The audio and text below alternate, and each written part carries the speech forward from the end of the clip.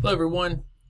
I'd like to check in and make a couple of important announcements regarding some of the assignments at the end of the term. Let me begin by thanking you all for sticking with the class despite all of the challenges at the beginning with the textbook. That was a disaster, but it seems like most of you got it resolved and you've done a great job catching up on your work. So thank you for all the work that you put into this. I know it's a lot. This would have been a lot of material to cover in the full 7 weeks, and some of you have crammed it into a much shorter time. I do apologize again for all of those difficulties. I think we've learned some lessons about the bookstore on our end, and I hope that your bad experience will translate into a better experience for the next round of students. However, I did want to make it up to you in some way, because I know you've already worked really hard in a short amount of time, and the way I plan to do that is by exempting everyone from the paper that I was going to ask you to write on the wisdom of traditions. So I'm going to, as I said, exempt everyone. You don't have to write the essay. There's nothing that was up, so I'm not worried about anyone having already done it. It simply won't count against you one way or the other.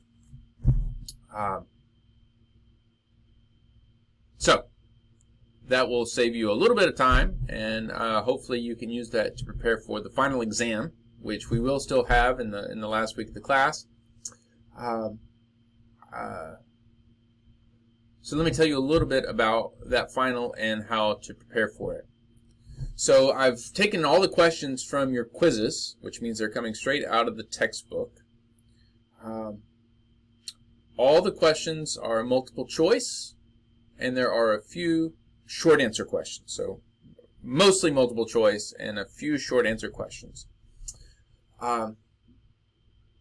There will be between 150 and 200 questions on there, so a lot of questions. You'll have an hour and 50 minutes. It's a time test, and it'll be cut off at the end of that time. So you'll have a little timer at the top. It'll tick down. You'll see how much time you have left. And it'll be on Lockdown Browser, which means you won't be able to get online and look things up on your computer. Hopefully you've used Lockdown before. You'll need to make sure it's installed and properly functioning on your computer. I can't stop you from using your notes or textbook. That will be available to you. However, it's not going to be much help if you're not prepared for the exam. There's simply too many questions. So I recommend that you do advanced preparation if you want to be successful on the final exam. And here's how you can do that. So at the end of each chapter of your textbook, you may have noticed this, there are a list of key terms, like right here. This is the Buddhist chapter. You'll see key terms. There's not all that many of them. Make sure you can identify what those key terms are. You know, a lot of times you can cluster the terms. So, for instance, these are gods in India. You know, so whatever way it helps you to organize the information, or this is the two schools of thought within Buddhism, Mahayana and Theravada. So make sure you know all of those terms. That's going to get you through most of the multiple choice questions. There's a lot of them, and some of them have subtle differences. Like, what's the difference between an evangelical Christian and a fundamentalist Christian? It's a subtle difference. You'll need to be prepared to distinguish between the two.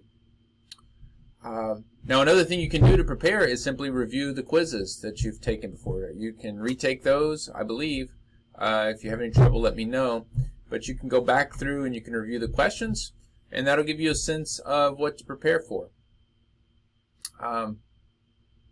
Finally, this will mainly prepare you for the short answers, which will require something written. Prepare to answer some of the bigger questions within or about the religious traditions. So I just talked about this two schools within Buddhist thought, Mahayana, the greater vehicle, and Theravada, the lesser vehicle. Why are there two? What's the difference between them? What's the historical reason for the division? What kind of people Or where do people live who practice Mahayana versus Theravada? Just be able to compare them. That would be an example of a short answer question. Or the three major branches of Christianity, Orthodoxy, Catholicism, and Protestantism. Why the division between them? What's the historical reason? What are the doctrinal differences? What are the practical differences between them?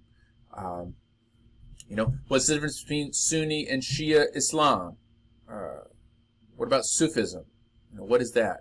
So those are the kinds of questions you should be prepared to answer. And again, go back through your textbook, make some notes, prepare to answer those questions. Everything will be drawn from quizzes that you've already taken, so you should have seen these at least once. Be prepared to answer those.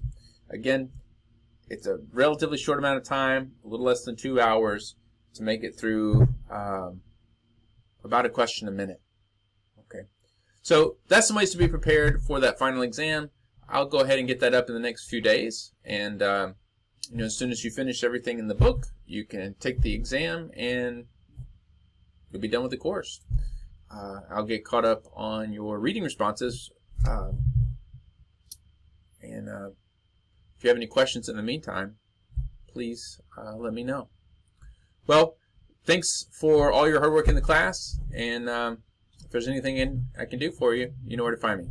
Take good care.